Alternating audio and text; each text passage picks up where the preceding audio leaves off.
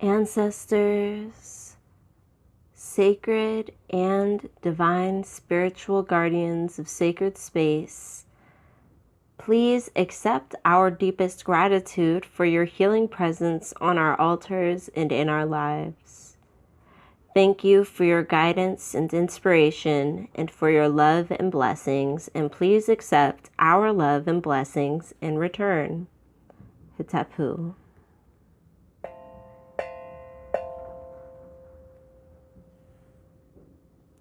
All praise and adoration to the spiritual guardian, Nebet Het, protector of sacred space. All praise and adoration to the ancestor of sacred space, Queen Nefertari Ames. All praise and adoration to the elders of sacred space, Barbara Ann Tier and Lisa Marie Goodson.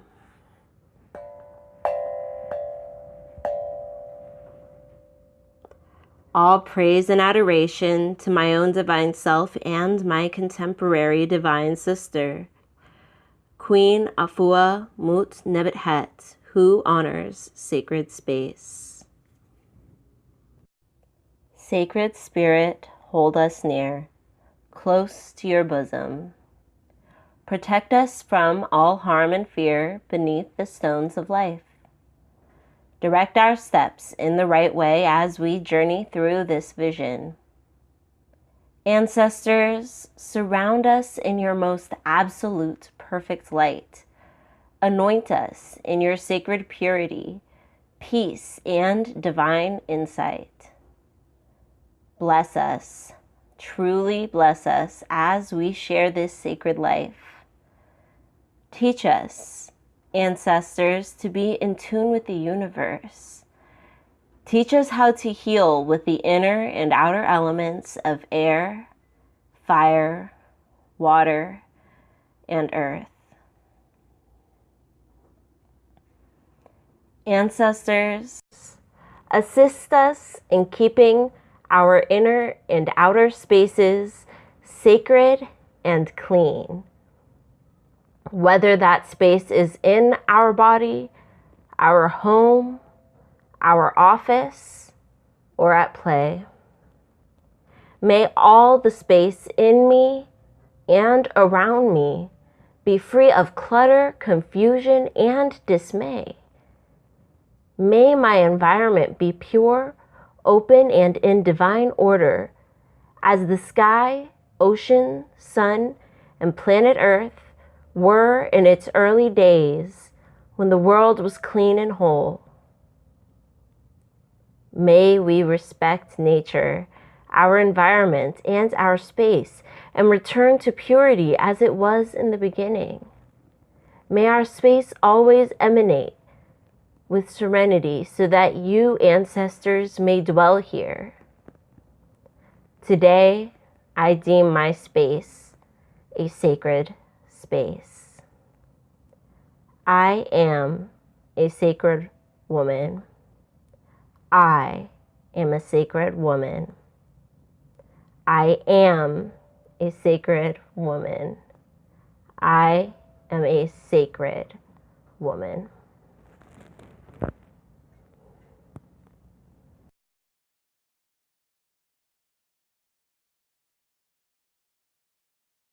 So I just got finished recording the movement portion of this, and I thought I'm done. And then I realized this video may need some introduction. So this is kind of a moment where we're beginning some sort of sacred space journey. And not space, like outer space. Space is in the space that you're in. Maybe you're moving to a new space.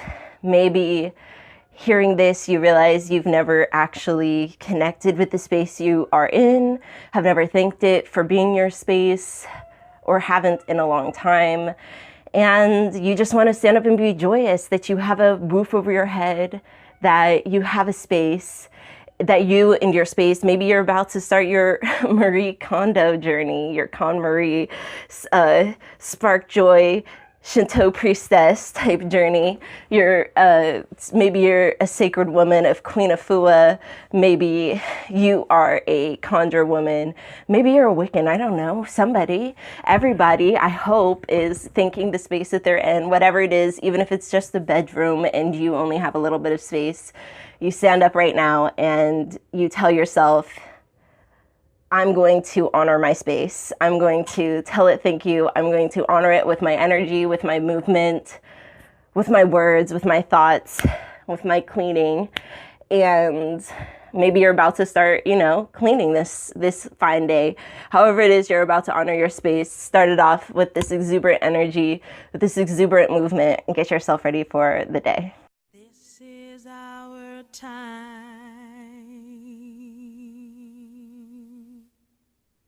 This is our day. This is our hour to be alive.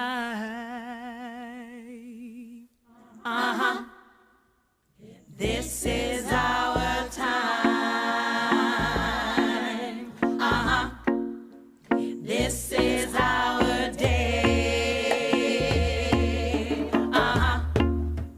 This is our house. David Het. This is our time. This is our day. This is our house.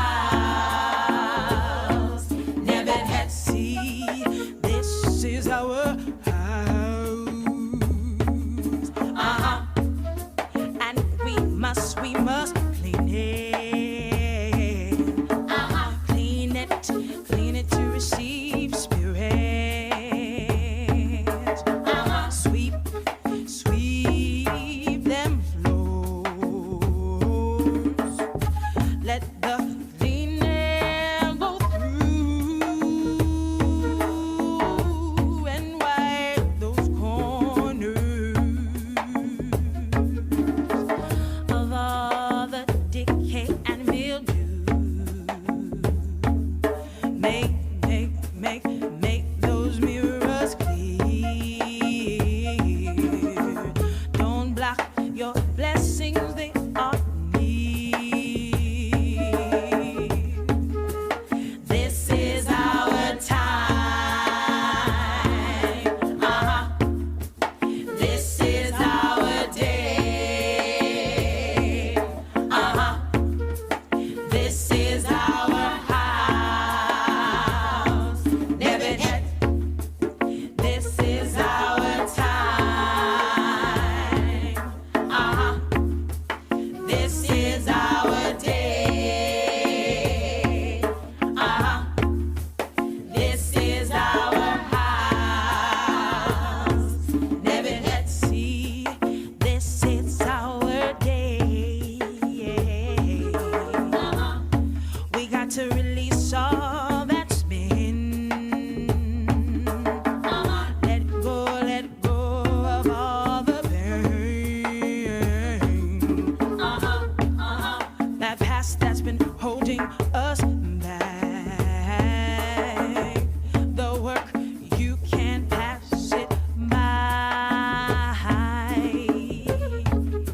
You must do it if you want to fly, fly, fly, fly, fly.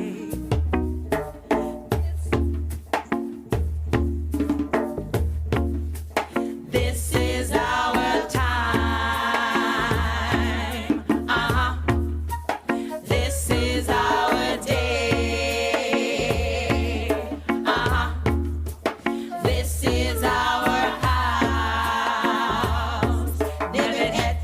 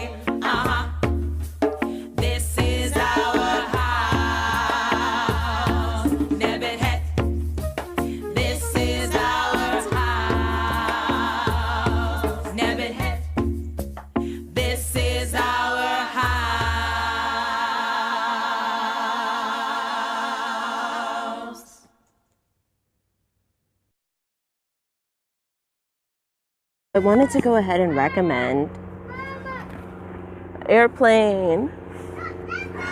I wanted to go ahead and recommend some books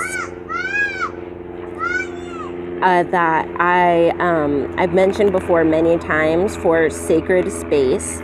So basically what we have here is The Life-Changing Magic of Tidying Up by Marie Kondo. And then if you end up really liking her method, I do suggest getting Spark Joy, because why not? And I think both of them are at like people's libraries. There's no reason why you shouldn't be able to just get your hand on some of this material. The reason why I highly recommend this for people who are looking at sacred space, Queen Afua especially, who are, you know, looking for a way to, you know, take their application of sacred space to another level, is because Marie also she was a Shinto priestess. So this is based on a spiritual viewpoint that she's going in on, cleansing your house, getting rid of old stuff so you don't have so much around, making it so that cleaning your house is actually easy, and something that you can commit to and do, and it's not this huge ordeal anymore. So I'm actually currently still going through my house. I've reduced my kids' clothes. When I did this and I reduced my kids' clothes down to a manageable amount of like 6 or 7 t-shirts each, or like my daughter, for example, has a bunch of jumpsuits. I tried to do the same for my son, but after 2 years old, they stopped putting boys in jumpsuits. They just don't care as much. So, but yeah, like, you know, finding that, and then like, you know, getting rid of the stuff that doesn't fit, putting the stuff that you're trying to keep in a very particular space. All of these things are, Tyra, can you please go walk over to him? Anyways, I highly recommend it for that practical application, because Queen goes into it in a very practical way. But if your home isn't set up to clean, they're just shouting. What can I say? They're just shouting at each other, and you see how close they are to each other. I don't.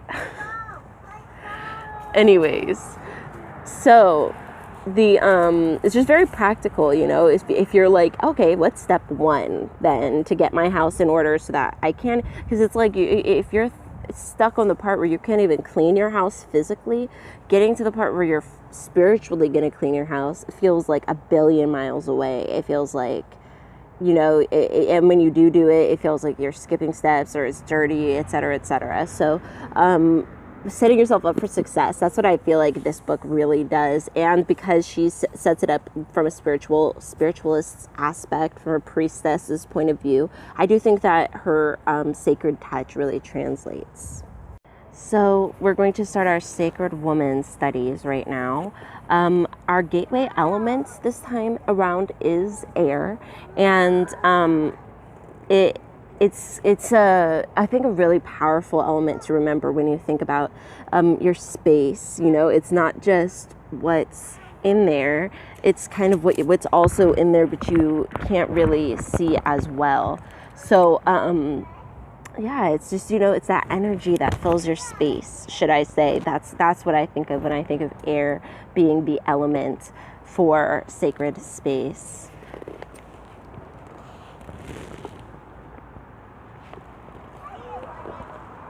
Oh, she's just on top of the fence. I'm like, where's my baby? Okay. Okay, sacred space. We're on page 248. Sacred space will clear out cluttered space, confusion, and loss.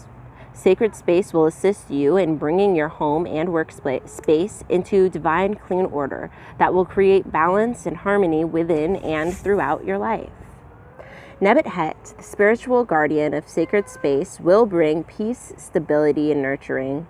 She will purify our sacred place from within and without, from our physical surroundings, reflect our inner world.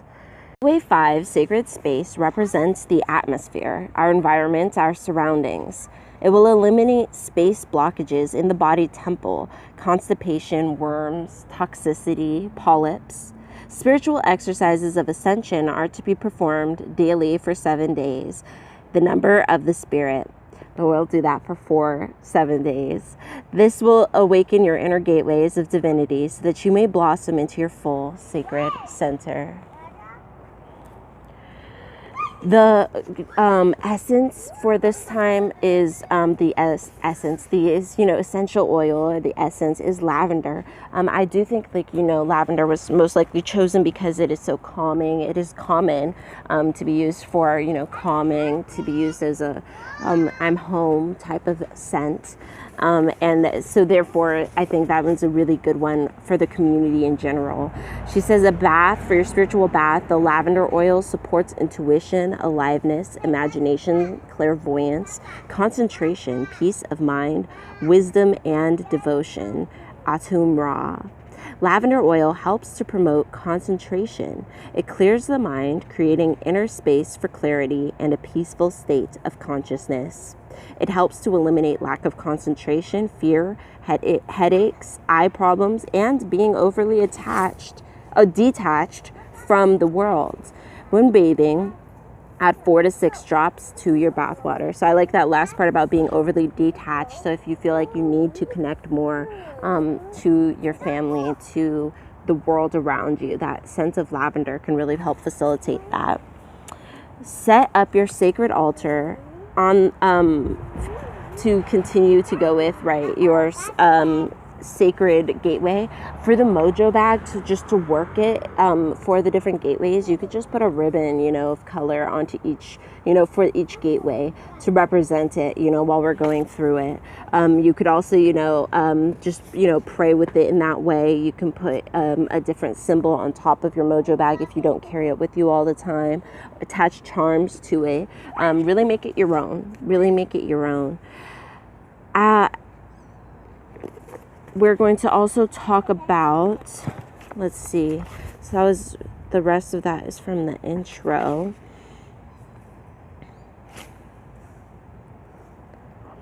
Drink Gotu Kola herbal teas.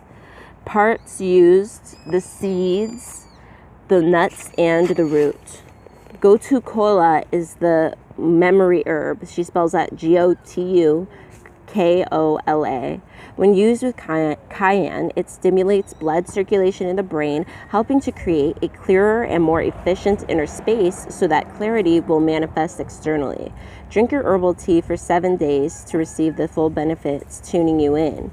Enjoy your herb tea in your favorite mug during or after spiritual writings.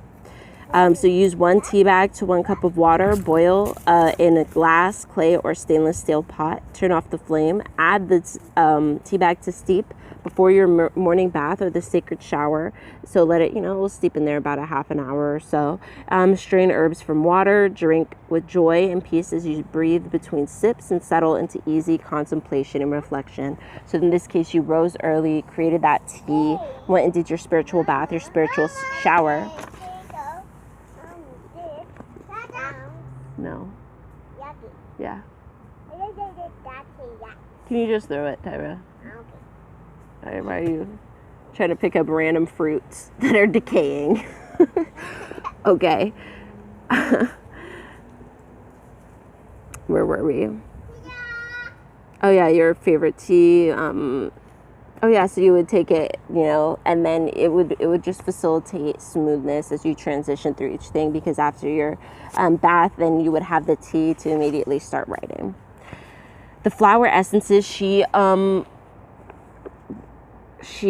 recommends, so you could put these, directly on or under the tongue in some purified water and sip.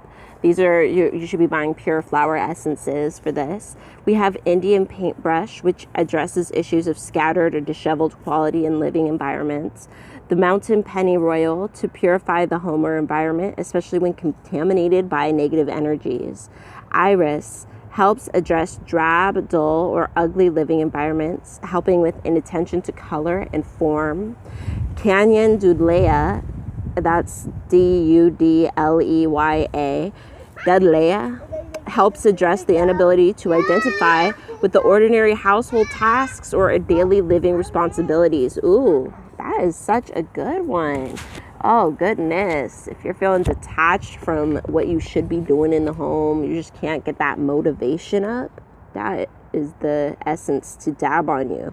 Star tulip, allowing home to become a source of your soul experience. Sagebrush, purifying and simplifying one's lifestyle, especially when surroundings are congested and disorderly. Oh, that's a really good one, especially if you're I noticed in that Marie Kondo show, it was like everyone was like a light hoarder. I think that's what they're referring to here, is when your surroundings are congested and disorderly. It's like you're not quite to being a hoarder, but you got way too much damn shit. Way too much damn shit. It's just, it's congested.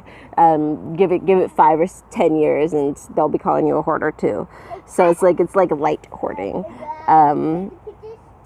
And I mean, we often don't realize how bad it is, like, until it all gets put into the same room. Like that guy, like, not really recognizing that he had like 200 pairs of sneakers, many of which he'd never worn. Like that's hoarding to me. But, in the show, they treat it like, it's like light hoarding. It's light. It's congested. Congestion. All right. Shasta Daisy, bringing parts of living environment into greater wholeness and relatedness, bringing harmony to the chaotic or disorderly home. Those ones are really good. Those flower essences. I really liked the choices for this gateway. So we should still be following your dietary practices, right? We're focusing in our group on sustainability, eating sustainably, trying to not overeat meats, trying not to overeat dairy, trying to eat as healthy as we can, but focus on being realistic, as well as our body's needs, our family's needs, our personal, financial, all of that type of needs. So I am hoping that we're being more conscious eaters, more mindful eaters, and more sustainable eaters. Definitely look up all of those terms if any of them feel really foreign to you at this time in our journey. Sacred space, journal writing, best done after internal cleansing and or meditation. When you're cleansed and centered, you can receive those spiritual messages with much more grace. When you're in the spirit, messages travel through your spirit mind to your heart and in your hand and onto the paper. So keep in mind, she said and or, so that does not mean it is a requirement to be detoxed, juiced, fasted for 24 hours, whatever. You should be able to get to a point where your meditation can cleanse your mind and your spirit, center you, and prepare you to receive some sort of downloads. You know what I mean? There is times when fasting or putting in specific effort towards something specific will help you. But the requirement here, I think, that we should remember is that she is talking about just meditation should be able to get you into that right frame of mind for what for your work, for your root work, for your spiritual work, whatever, ancestor work, nature work. She reminds us between hours of 4 and 6 a.m. Is the best time after you've completed. You should be doing your spiritual written work and your altar work between the hours of 4 to 6 a.m. Keep a pen and journal on your altar to work with the power, forces, and stillness of the coming dawn, the hour of Nebat Het. Affirm your daily life. Write in your journal at this time thoughts, activities, experiences, and interactions that occur to you. You can also write down your self-inspired hopes, visions, desires, and affirmations. Remember to consult Sashetta, which is your inner voice, when you're doing your journal work. I found that, there's so many different ways that help. One thing I started doing was, what is it called? I want to say it's called like Microsoft OneNote or something. I don't know. It's just like a notepad, but it's really good on my tablet. And I've started using that to just write to the ancestors. And sometimes I'll sit down, I won't even know what I'm trying to say. I will just start off and then I'll just start typing, you know what I mean? And just kind of letting the words flow out. And I've gone back and reread some of these and I've been like, this is so profound. This is exactly what I needed to hear. This is the exact information I needed to hear. And it's because, I allowed myself to open up to that flow, even though I wasn't quite sure that anything was even going to come of it. I still set up the time to sit down and allow for it to flow if it was going to. And that is what this journaling time is about. So continue with your freedom shawl or quilt. I showed you guys mine like a couple times ago. And I hope like maybe you guys are getting up with something for yourself, maybe making quilts more modern. Maybe you're going to just do a simple patchwork that is going to be 9 squares of the different colors. You know what I mean? Just do a simple 9 patch in the different colors for each gateway. That would be so simple. You know what I mean? It's so profound because it would be a handmade quilt from you. So that's just a suggestion. Let's continue on. She said you don't forget to, for your quilt though, you can also collect meaningful symbols, add those to your shawl or quilt, applique, or patchwork style. Wow, I didn't even remember reading this before. So I have that whole entire applique quilt, and then here she is talking about it, and I'm gonna definitely be adding some symbols to mine for sure. She reminds us to add stones, natural objects, collectibles, family heirlooms, photographs printed onto fabric, other significant items to embody the essence of your experience. Give your imagination free rein and let your craftswoman spirit soar and tell your story.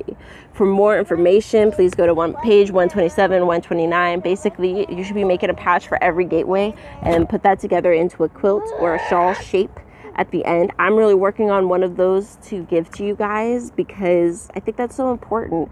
But it is very difficult if you don't quite know what you're doing. You know what I mean? It can be very difficult to just start off on the quilting journey. So that's why I'm, working on it in this way. All right, so sacred tools, the cinnamon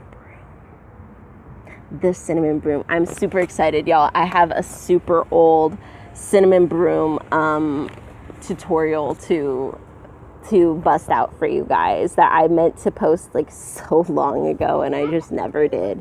So now it's going into one of these videos.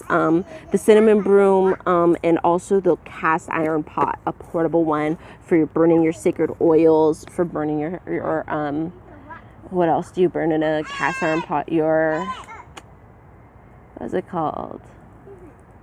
Offerings. Your dry food offerings can be burned in there.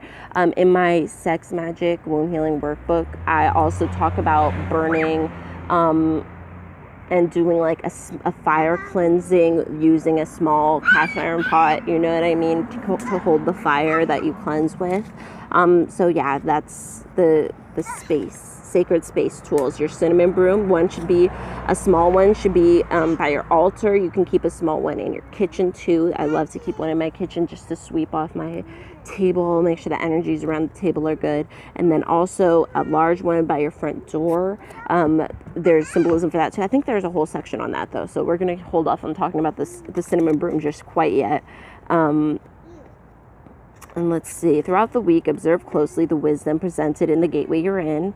And really concentrate on sacred space, really put your energy towards it this month here in June. When you see something to get done space wise, jump up and do it. Feel that energy pull to you to try and expand this sacredness from outside of yourself. You are a sacred space, now so expand it and start allowing that aura to grow and permeate the world around you, especially your own home is what we're focusing on right now.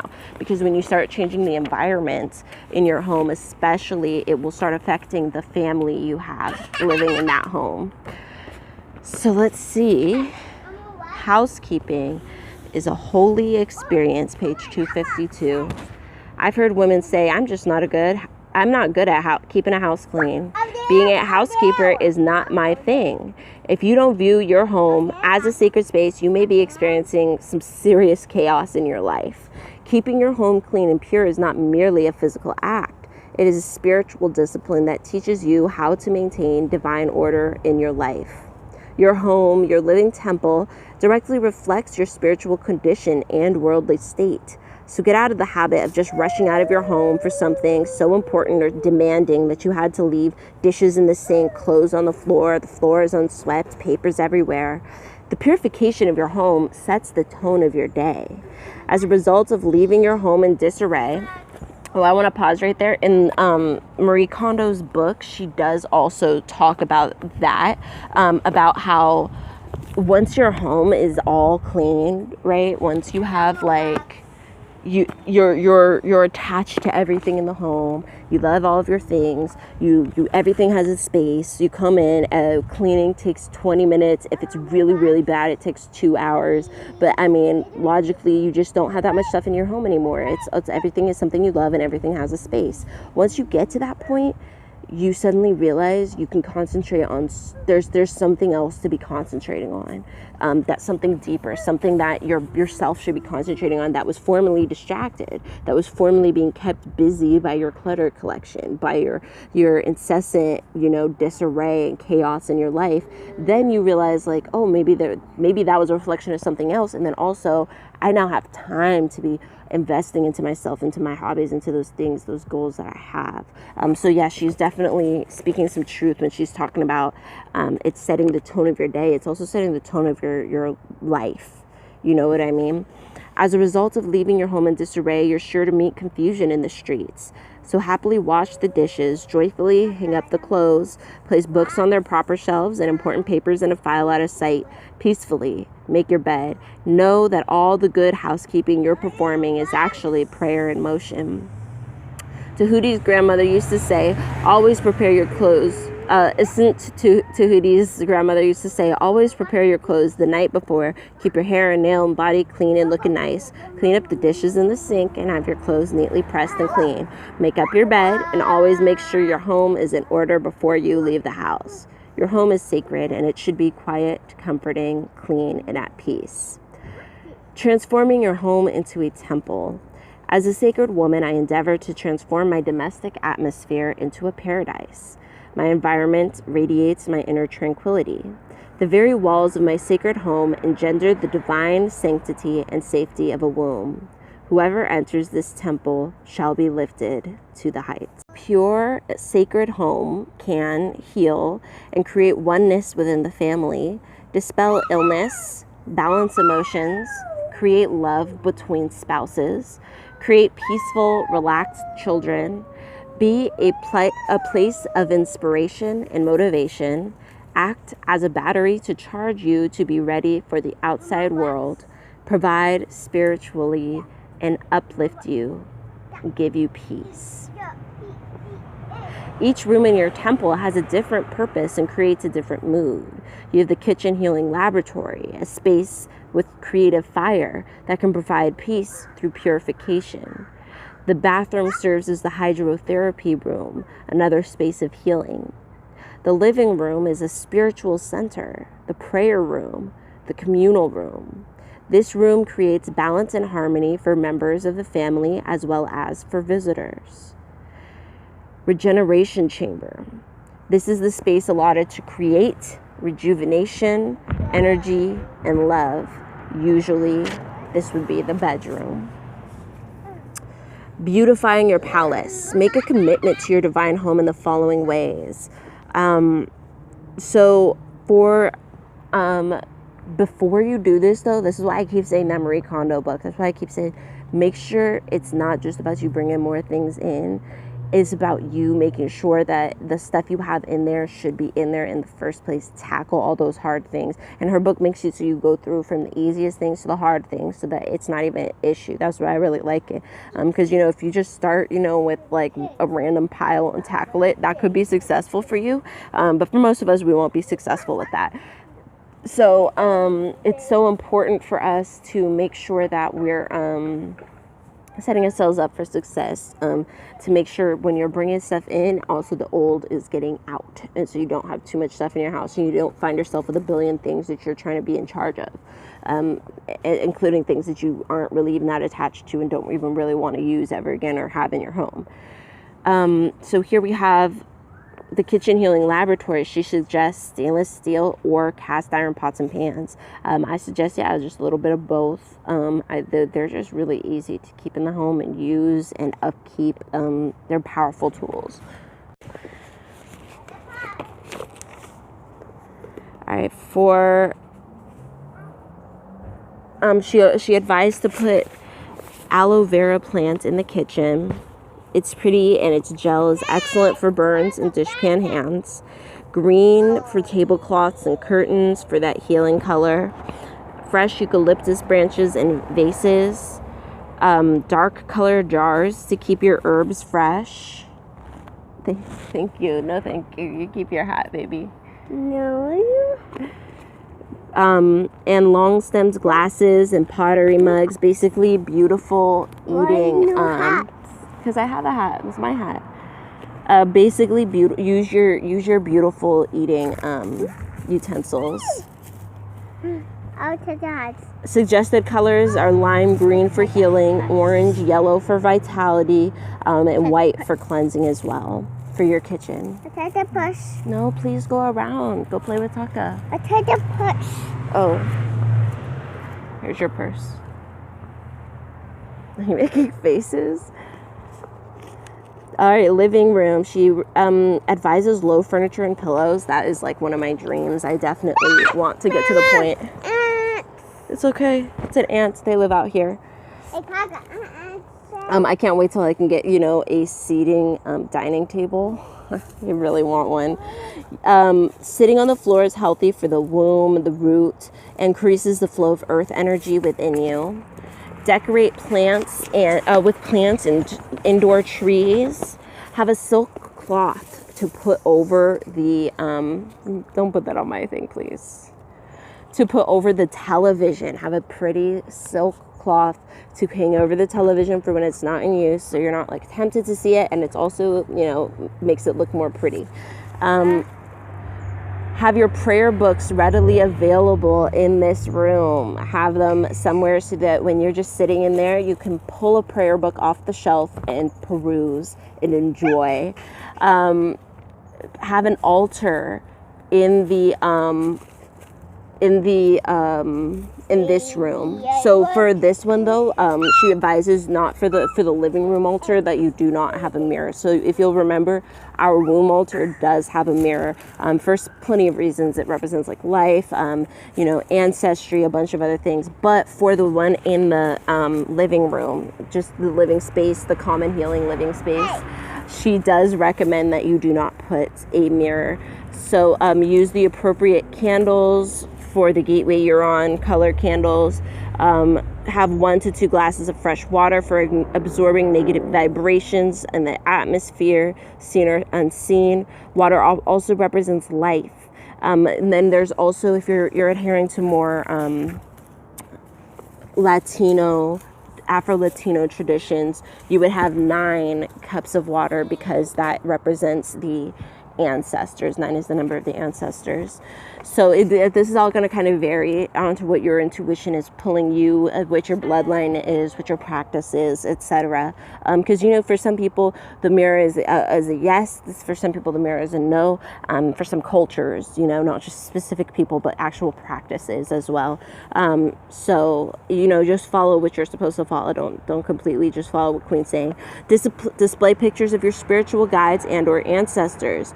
On this altar, oh no, this isn't an altar.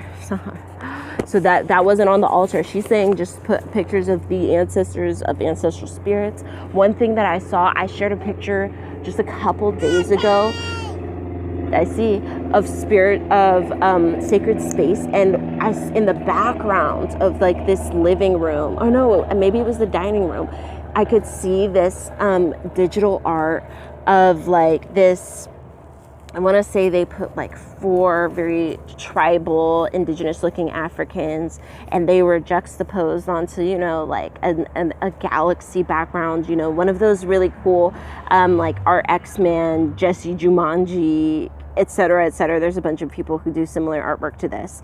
And, it's all blown up in the back, and it was just put in a simple frame and put onto the mantle. That's where it was. And in the very background. And I was like, that is a really cool ancestral representation, especially for somebody who does not, maybe have specific ancestor pictures to put up, or somebody who's looking to artistically display and have an Afrocentric, root work centric, hoodoo centric, conjure centric decor in their home. I thought that was so beautiful. It also says put pictures of yourself, your mate, your families. Make sure everybody's, these are joyful pictures, pictures that show spiritual heights, pictures that are inspiring of your family, pictures that are inspiring of blackness, of conjure, of if you're have several cultures within you, also celebrating that, you know what I mean? Making sure your house is a wholesome place of celebration of your bloodline, of your family unit, of what you guys have chosen and what you guys have committed to. That is what your living room, or should we call it, oh no, she calls it the living room. Sorry, the spiritual center. That's what I was that's what I was thinking of. That's what your spiritual center of the home, the spiritual hub of the home should really reflect. Colors she suggests: lavender, white. They represent spirituality, coming together for divine harmony, purity. But also really try and make sure that it focuses on. But that's not yours. She had that in her hand. You need to find a different one. No. Okay. Receiving area. So typically this is where people first come into your home, what they first see. So for some of us, that area is going to be substantially smaller than others, but still making it impactful can really help set the energy for those who walk into your home. So placing a cactus plant there for protection. Cacti demand little care, have a reputation for high survival, and they absorb lower energy forces, according to Dr. John E. Moore, an herbalist. She also says place a runner rug that welcomes people. So either by the energy, the color palette, however, place a running rug so that when they come into your home, it automatically, just their feet touching your home, gives them a new energy. You've blessed this rug. This is the welcoming rug of your home. So the second they step in and they've taken off their shoes and their feet hit this rug, they already feel something different occurring. And so I also think it's really powerful to, in that space, put some a picture, a tapestry. If you can find like an African one, I found one, or I was gifted one from West Africa, and it's beautiful. It's like hand painted, all different shades of blues, and it's got people like mama holding her baby and people sitting around a fire, and it's just a really wholesome picture that really captures the eye and the interest. So having that type of thing there too, to really, it just brings people into the mood of your home. Somebody who you should definitely look into to really figure out how to make each of your parts of your home have a mood. Afrocentric home decor with Lisa Marie Goodson. She does all this so well, and she, even when she moves into new spaces, she always makes that space sacred. She always, has very interesting decor ideas. She reuses what she already has. She, she just makes it all make sense. I definitely feel. Suggested colors: white or eggshell to clear, peach to clear and open the way, or peach for vitality. The regeneration chamber, this would be the bedroom, a brass headboard or a futon bed. I personally hate having a headboard or bed frames, because I just hate getting out of bed in the middle of the night and hearing like a slap. I had too many day beds as a kid. I can't deal with it anymore as an adult. But, having, I do like to have those pretty, what are they called? It's like a curtain that hangs down on the bed, a veil. I love having a bed veil. So there's that. You can have a futon bed also is a really good one, I think, for just trying to make your room set up, and especially if you need space. Futon beds have been amazing, instrumental. I had one from IKEA when my family rented one room, all four of us together, and we got this one from IKEA that had this like awesome cover that you would put on real quick at the beginning of the morning, and so it would turn it into a sofa, and that wouldn't open, and then when you were ready you would take that off and take the whole thing open, and the bed would pretty much become the room. But the futon is a really good way to make room in the bedroom, especially if you're single, or if you're really feeling for some space. Create an altar in the room for private evening prayer. That's where I keep my womb altar, but I also have an altar in my room that's just for my husband and I in there. So have a glass lantern. In this case, she's talking about the oil lamps. Interesting. You got lots. Yummy. Strawberries? Little flower. Oh, strawberries. Wonderful. Thank you. So she's talking about the oil lamps. Oil lamps for root working. Traditionally, this would be one with the glass on top. I have one that's made out of like a natural stone. So, you know, those are really good. Oil lamps are really good because you can put things inside of them. You can also, they refill. They're cheaper than candles. They're safer than candles. What else? You can put essential oils in there with the oil to burn, and it will smell good and release a scent around the room. And so yeah, the oil lamps are not only, you know, that's a hoodoo thing. Well, yeah, there you go. So she has a little hoodoo trick up in here that's traditional. We have place plants in the windows, use silk curtains, have a love seat, a small breakfast table for private natural drinks with your lover. Oh, this is so beautiful. Use pillows of various colors, especially purple, silk, satin, or cotton sheets for the covers, especially for when you're making love. A throw rug on the floor so that the floor is an inviting place to be as well. A fruit bowl with fresh fruits changed regularly so you don't have hella fruit flies in your rejuvenation chamber. Have a candle that you can blow out before retiring. Have a large bowl of water with a cover and fresh washcloths by the bed for keeping freshness. Suggested colors are blue for peace, lavender for spiritual oneness and better use and awareness of dreams, as well as soft pink for pure love and sweetness. So these can be combined. You can just choose one color palette and work with that. There's many different ways. So we're getting to the end. Hydrotherapy room, that's the bathroom. Have a footstool or a squatting stool. That's to elevate your feet so that your elimination will be smoother and less harmful to the body. Have a loofah brush. Keep in mind, they sell natural loofahs now. You do not have to get a plastic loofah. There is a plant out there that grows. It looks like a squash, not like a squash. It looks like it kind of does look like a squash, and then they keep it on the vine until it dries, and you open it up, you rinse it off, rinse the plant slime off of it, and when it dries, it is just like a loofah, swear, and you just wash your body with it. You can grow it yourself at home, or you can buy it off people for pretty cheap who grew it at home. But there you go, have something nice to scrub your skin cells, scrub that dead skin cells would keep and exfoliate but not hurt yourself. Where else were we? Peppermint, clay, oatmeal, cucumber, and or castor oil soaps should be used. Get yourself some conditioned soaps to keep in that bathroom to help you with certain conditions in your house. I suggest like a Florida water soap, a road opening soap, self-love or self-confidence types of soaps. What else is good to just keep in the house for a family to use? And I don't know, you know, if you have love, if you have like a marriage, having a soap that facilitates something for that could also be useful. Protection is definitely a good soap to have as well. Use potpourris in your bathroom to absorb the odors. That's a natural way to absorb the odors. Have an enema bag and a douche bag. The douche bag, I would suggest you not have that unless like your doctor is. There's a specific type of people that the doctor will tell you that you do need a douche, but it's so rare. It's just not necessary, I don't think. But for some people, like, you know, especially for I'm sure a higher percentage of people needing it have come across this book because they're looking to heal their womb, you know what I mean?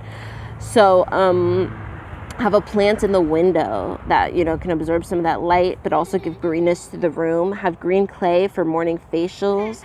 Have a water pick for dental hygiene. I didn't even realize she did have a section for dental hygiene in here.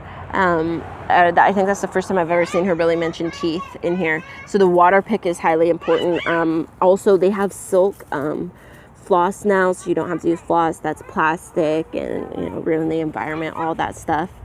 Have a handheld shower massager. Oh, I love that. That sounds so nice. I need one of those.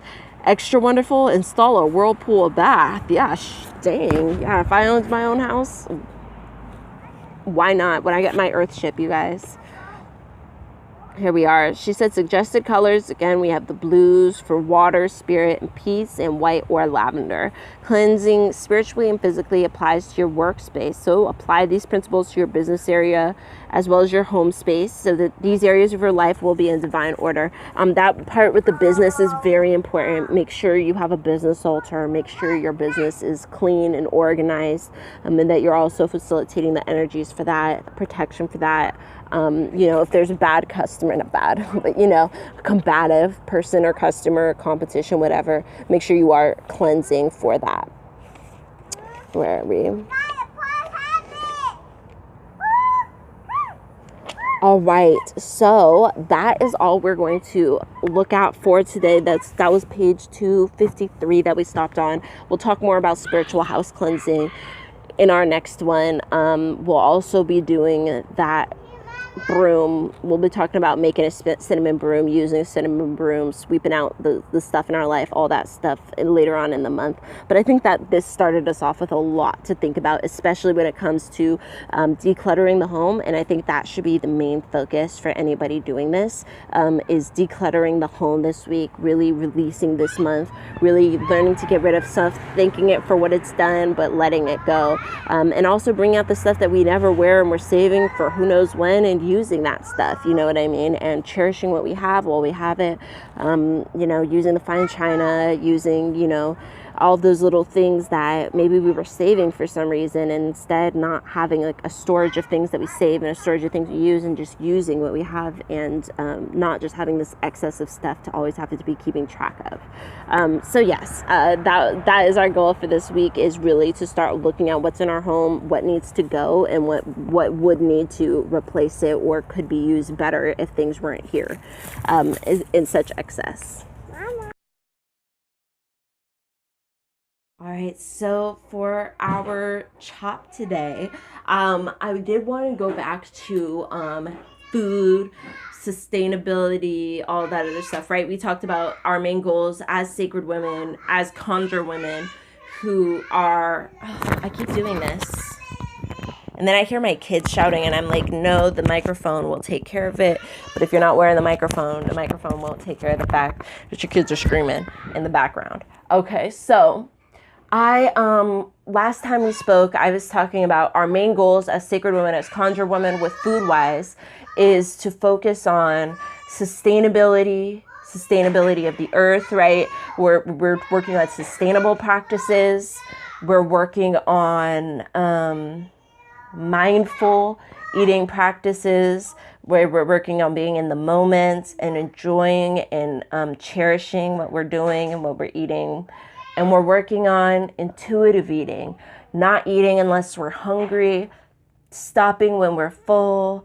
But then also the mindfulness comes in, even if we eat a couple bites afterwards, recognizing that for what it is, recognizing that you are indulging yourself past your, hunger points, and being okay with the fact that you've chosen to take 2 more extra bites of cake, that type of thing. So those are our 3 main focuses: sustainability, intuitive eating, and mindful eating. All of those things, I think, really embody what we're trying to do as sacred women, as conjure women who are nature venerators, who are focused on the earth, who are focused on the planet, what the hell's going on with all this, right? Because this is not, if our religions, which did have nature veneration, which even though Native American, as in North American, did not have ancestral veneration that I can find, they typically believed in like letting people rest in a certain way after death. Like you didn't call them in a certain way because of like their connection with nature. It was something like that. Like I'm not going to try and explain it too much because I'm South American, half South American. So, and they're down there, definitely ancestral veneration was a thing. You know what I mean? You've seen all those skulls, the Aztec, the Maya, all that, damn well they were down with death. I mean, Xibalba, they walked into Xibalba. They had all those caves and they did so much on there, and they only found out about those caves like 20, 30 years ago. Somebody accidentally walked into one of those caves to go like hide from something and stumbled upon treasures upon treasures, and lo and behold, not only did they build all of those wonderful irrigation ways and castles and everything that the Spaniards went through and ransacked, But they also went to Xibalba, which was literally caves that would go miles and miles deep. You would be wading in water miles deep in the dark, and they would do sacrifices, leave their offerings, all those types of things all the way down there. So they were very much in tune with the people who passed, with the underworld, literally with the underworld, and with all sorts of, connections with the ancestral realm. But up in the northern part of America, so far as I can see, there was connection with the spirit, but it wasn't like you called to your, a specific entity. They had like their deities, but there wasn't ancestral veneration in the way that we see it now. It was like you laid them to rest, and then that was kind of it. But it was a lot more connective because because you believe that they were going back to the earth, as opposed to in Eurocentric tradition where it's like you put them in this stone slab, and then you put like cement over that to make sure that when they become a zombie they can't get out, and then you never visit them again except for like to put roses every decade. You know what I mean? It's a very different. So they still respected their dead in a very different way than the Europeans did, but we're not totally connected in that way. Where was I going with all of this? Nature veneration. So we were saying how like they didn't have the ancestral thing, but they definitely had the nature thing. There's definitely that element of being connected with nature, understanding how nature gives to us and how we sustain ourselves through nature. Oh, there we go. Forgot my little thingy. It became unplugged. Okay, so basically, what we're looking for with our natural nature veneration is to find those ways to connect with nature, right? And there are so many ways we've become disconnected with nature. Food, I think, is an excellent way to do so, especially as we're trying to be more sustainable eaters, which means we're cutting out a lot of the meat that we eat. There can be meat, there can be dairy, there can be, whatever else. But for the most part, that's not the main part of our meal. We recognize it's not sustainable. We recognize that the meat is being abused anyways, for the most part. It's not the most, ideal situation. If you're ending up with like some type of wild cut salmon, or somebody goes hunting in Canada somewhere, I don't know. Good for you. That sounds great. But for most of us, we recognize that where our meat's coming from isn't ideal. It's not that sustainable. Let's be real, the meat practices of today. And a lot of, agricultural practices aren't either. But thankfully, it does take less resources to grow plants. That's just facts, because the animals need to eat plants. So you're automatically wasting plant matter when you're trying to raise animals. So we're focusing, when I say, on not only on the sustainability, right, but that goes into the mindfulness. This is what I wanted to talk about. Today I wanted to talk about mindful cooking, okay, because we talked about, mindfulness, being in the moment. If I take that bite, I enjoy it. I'm not thinking about this, that, what I should be doing in 30 minutes. I'm not writing down on a pad. I'm not scrolling through my phone. I'm sitting here with my meal, thinking about my meal, thinking about how I'm eating, not how I'm eating, but, thinking about the food that I'm eating, thinking about the process of what I'm doing, staying in this moment, focusing on my food, me right now. And that does not mean I'm silent, but it could be. It does not mean that I'm eating super, super slowly, but it could be. It does not mean that I have to do all of those things, anything specific, but it does mean that I'm in the moment. So when I talk about mindful cooking, this, I think, when I was reading about this, I was really trying to focus on how do I make myself a more mindful eater.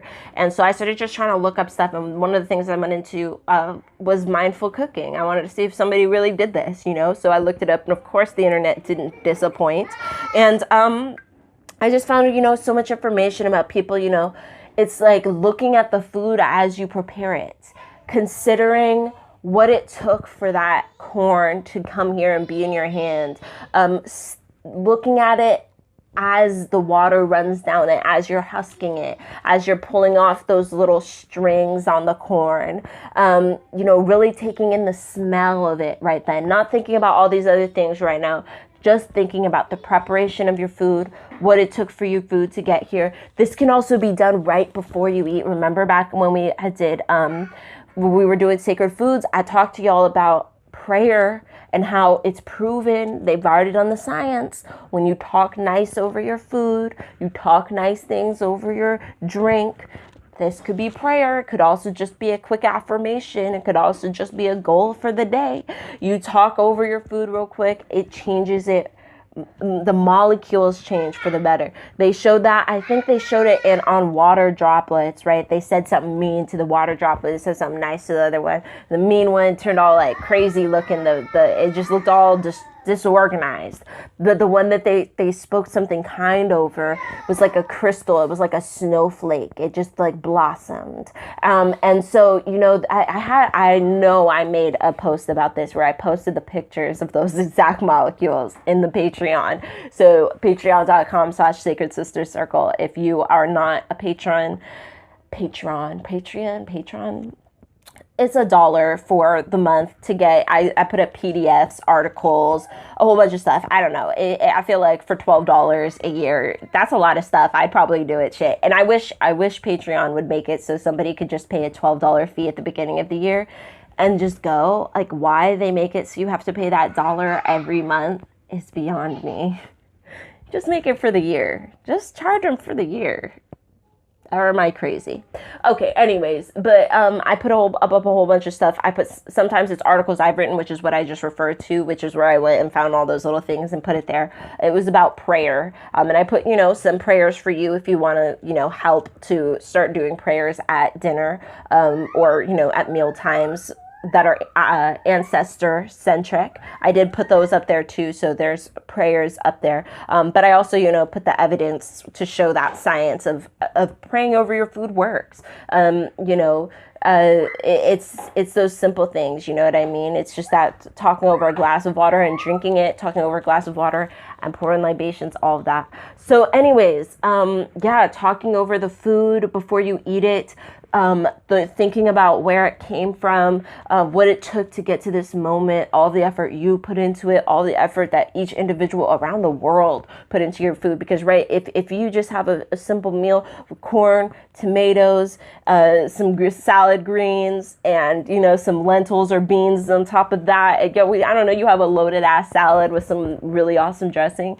Guaranteed here in America, you have that, even though it was probably pretty cheap. It came from 5-10 different countries, right? We know this. And so really taking in the knowledge of what it took, airplanes, barges, farmers, like, you know, there's just so much that went into getting your avocado from, you know, South America to whatever state you're in. All the effort it took to get this like seed from India to, you know what I mean?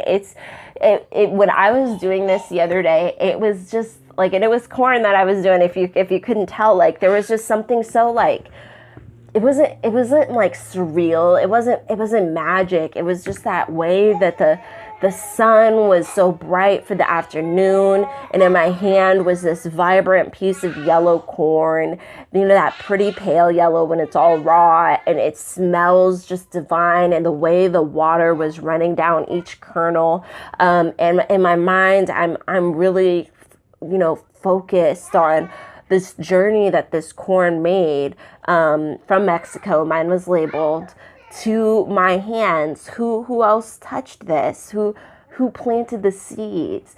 Who watered it? Who came by and was doing the weeding? Who picked it eventually, put it in the truck, drove it somewhere, packed it up this way, flew it here? You know, it was so beautiful. And then to do that with every single piece of food. And, you know, you shouldn't be doing, I mean, I wouldn't imagine you have time to do mindful eating and mindful cooking practices at every meal. But my goal has been to start doing the mindfulness at like 5 times a week with various things, various meals, various moments, and just start to become more aware, because I do think that the mindfulness movement is very similar to staying centered. You know what I mean? To that process of I'm in my center. I'm focused on the now.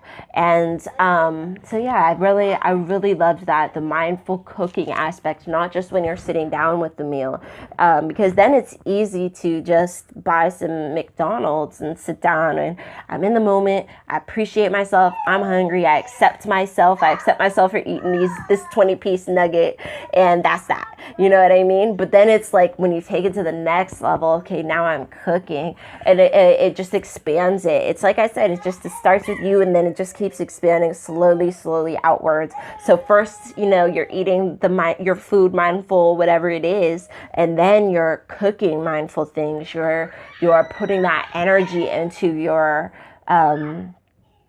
work, right? So anyway, I was mindful cooking. That's been on my mind, y'all. It's been on my mind. All right, so here's my chop for the day. Let's see if I can show you guys this. This is my first chop for the day, so don't judge me. Don't judge. Oh, I'm not even showing you shit. Oh, it's over here. Okay, here we go. It's a pretty big bowl, y'all. It's a pretty big chop. Let's hope I don't choke. You know what I've been really missing? Remember when I first started and I would smoke that little joint with y'all, that herbal joint? I miss that, and I think it's time we went back to that.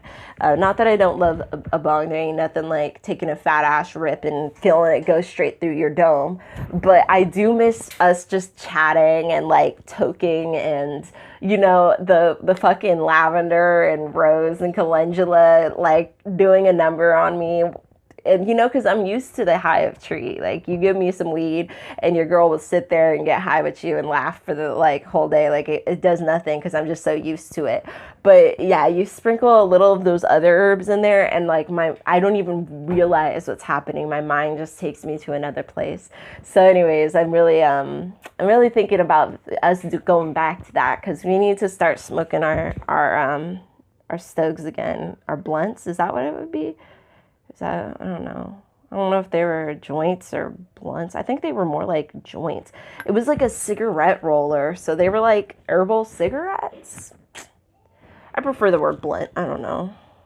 Cigarettes. It's a loaded word, isn't it? It's kind of a loaded.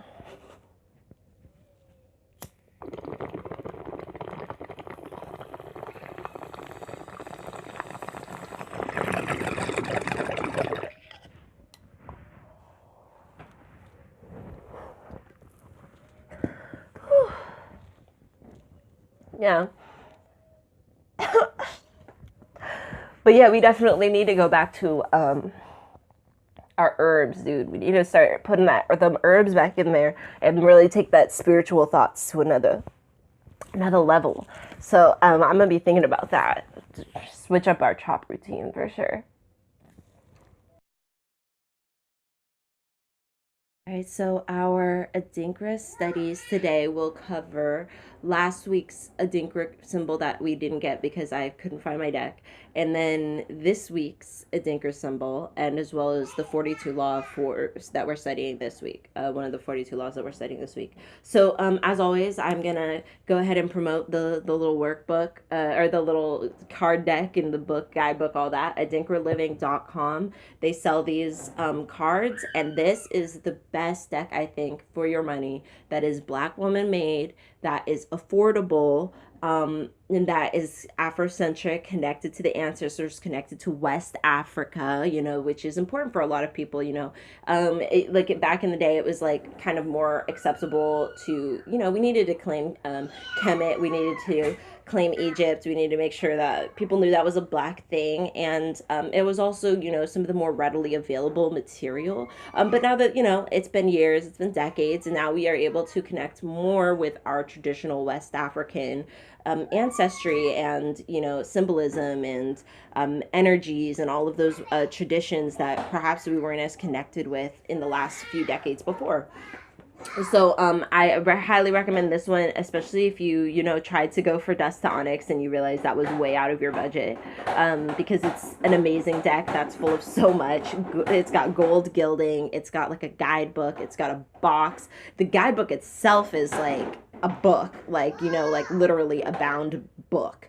And I use that without the cards all the time just for bibliomancy. I will just crack open that book and see what I land on. It is amazing. But anyways, it's expensive. It's like over $100, something like $150 to get that experience. And so it's something you have to really put into. But if you only have like $50 and you're looking to, learn and connect and have something simple but vibrant, this deck I highly recommend. So to start, we have last week's card was Meko, pepper. Meko is a shortened form of the Akan proverb, all peppers do not ripen simultaneously, right?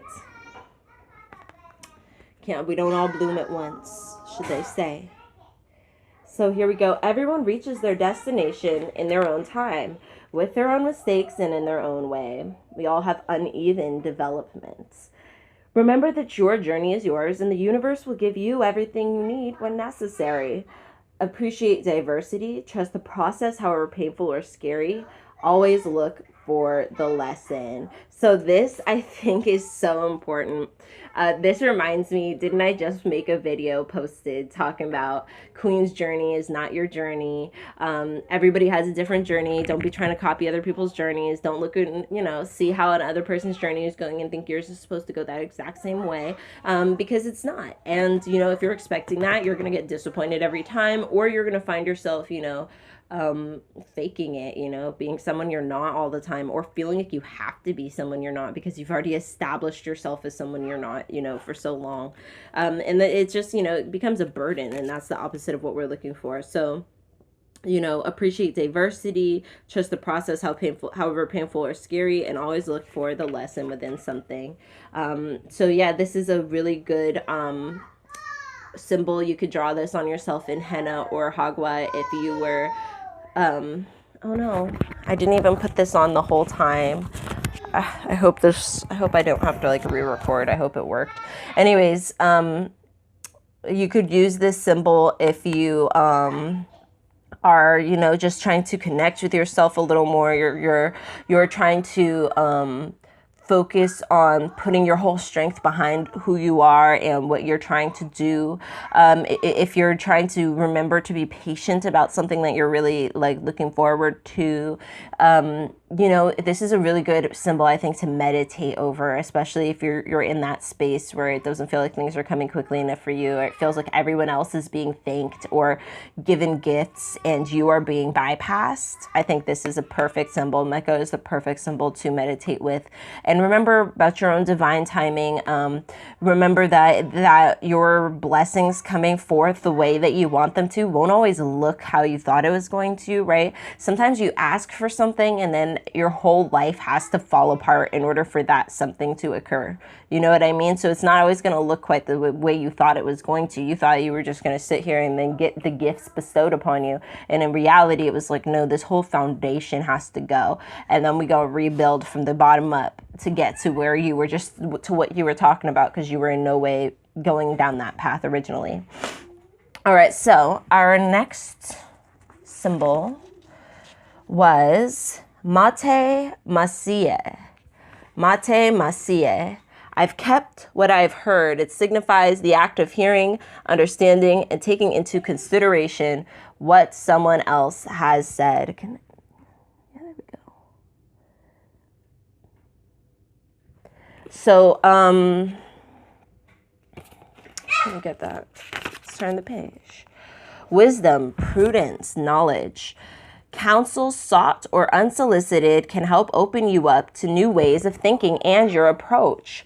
Have you heard what is being said around you? Are you taking it into consideration, or is your ego or fixed opinion getting in the way? Growth cannot come from stagnation. So be accepting. Understand that you do not have all the answers, even when you know so much. You do not always have the answers, and there are occasions where you may be wrong or may need to think about things.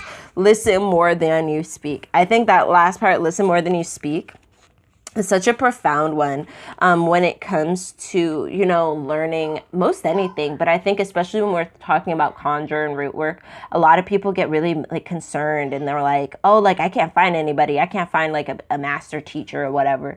But the thing is like the way root working, the way I've come to learn that you learn about conjure and you learn about these things that are inherently innately secret or kept secret at this point for their protection, for their sacredness, for our protection, that type of thing.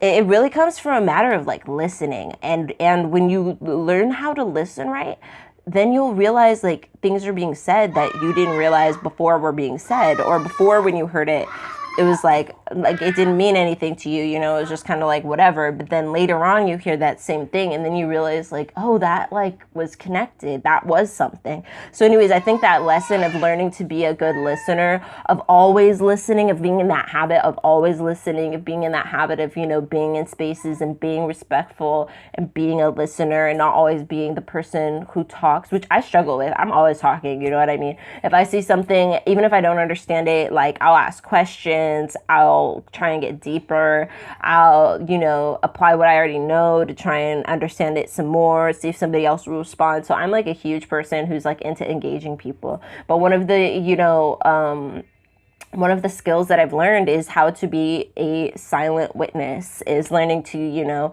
be in spaces, take in information and, move on from that and really apply it, and then remember it, right? Store it aside so that later on when I'm seeing something else, then I can keep combining this information and connecting pathways. Because, you're never going to learn it all at once. But when you learn something, you see something, you file that away, like, okay, I think that was a little more, even more important than what it was saying right there. I think that meant something. So I'm going to keep that in mind.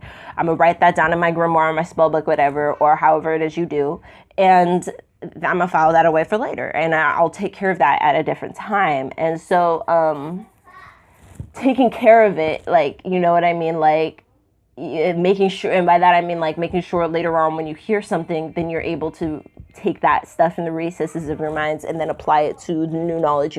Once you start doing that, once you start applying the stuff that you learned last year to the stuff that you're learning this year, then you're gonna start getting that whole cumulative like process that you were kind of craving, but you're never going to get it all at once. You know what I mean? Wicca and a lot of those other things. I think this is why Hoodoo Delish is so popular, is because she makes it seem like, yeah, you're going to get it all. And just like this one lump sum, you buy this like one lump sum of this and then you have it, it's yours, it's tangible. But it's really not like that. In reality, it's like you're getting a piece of it and then you get another piece of it and then you get a third piece of it. And then you're like, wait a second, the third piece and the first piece kind of go together in a way, and then you'll get like a fourth and a fifth and a 10th piece, and then you know what I mean, and then you'll start to kind of realize like, oh, these pieces kind of go together in this way and that way, this way, and then you'll realize like, oh, those two go together for that African traditional religion, but not for mine. And so you'll come to learn all the different nuances and rules. And there's no reason to think that you have to be an expert immediately, because it is a journey.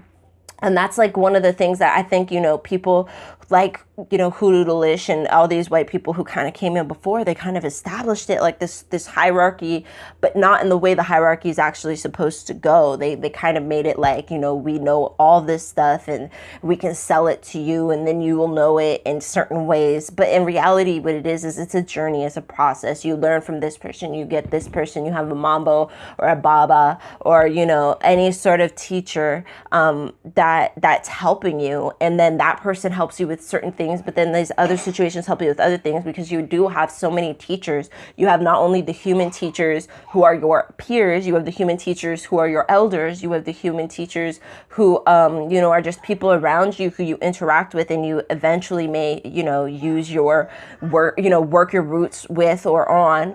And that also teaches you lessons. You have nature giving you lessons. You have the ancestors giving you lessons. There's so many different places to be learning from that, it's never going to be all easy, because every time you know something, it will just go to the next level of knowing as you come to apply things and grow on them and add to them. So being that listener so that you can, really start to learn these things and apply them, I think is, one of the biggest traits to keep with you. So our law for today was, I will not cause terror. I will not cause terror. And I think that is such a loaded word, especially when I think about terrorism, I guess.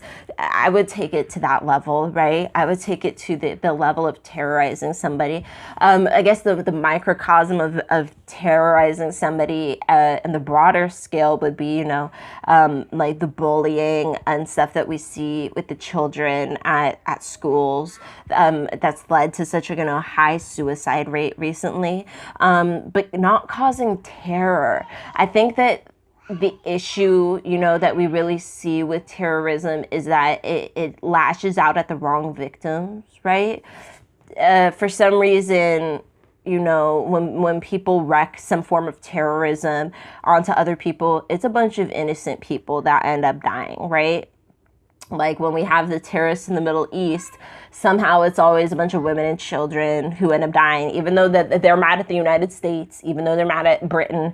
Somehow it's always a house full, and the UK and the US are definitely complicit in that, right? Why would those people be there if you weren't sacrificing them? If you weren't tempting them to be able to blow them up, to be able to get to you, you know what I mean? Like they pull in a whole Cersei Lannister type thing with that, except they know they're not banking on the niceness of the other person. They're banking on their cruelty so that they can point to them and be like, look, they're sacrificing these people. Okay, but why didn't you evacuate those people is the real question.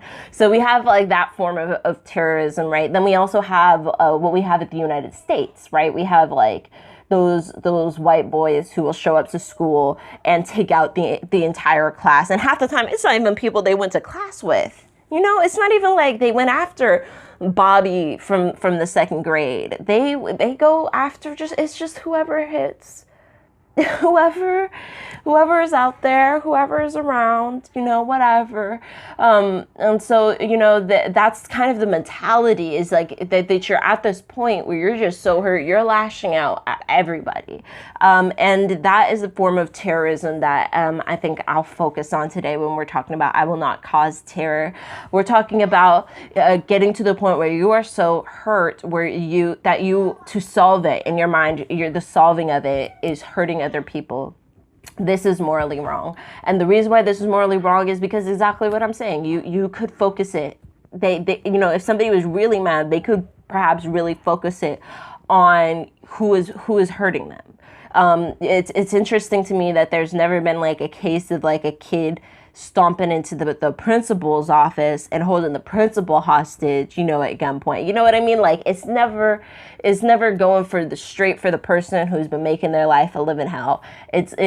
Morally that would be the person you would confront, correct? But when you're going from a terrorist point of view, you're just trying to expel the hurt out onto anything and everyone. And so that can be from the largest scale of like mass world warfare and colonialism, or it can be down to the microcosm of your own home, your own life, how you're raising your children, how you're interacting with your family, how you're interacting at your job, whatever it is, making sure that you recognize it long before it gets to the point where you are about to just explode and hurt whoever is in your vicinity.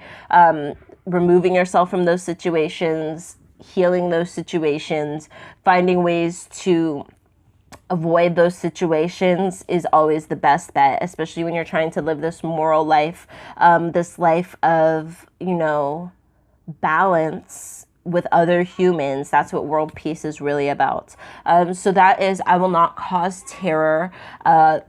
We study one law from the 42 laws of Maat every week, because I think it's important, and I don't see very many people really get into the study of them. People talk about like recite them, but nobody ever really, just talks about them and talks about what do you think that meant, and what do you think that meant in real life and real time applicable. So anyways, that if you were wondering, that's what we were doing. We're going through the 42 laws of Maat and also all of the Adinkra symbols together. thank you so much for joining the Sacred Sister Circle today. Please check out patreon.com/Sacred Sister Circle if you liked what you saw and you want to donate $1 to see all of the wonderful goodies we have over there that are articles, PDF files, books, and more. And as well as community if you want to post in the community section. And I'll see you all next week. And until then, may your ancestors and spirit guides be with you at every crossroads.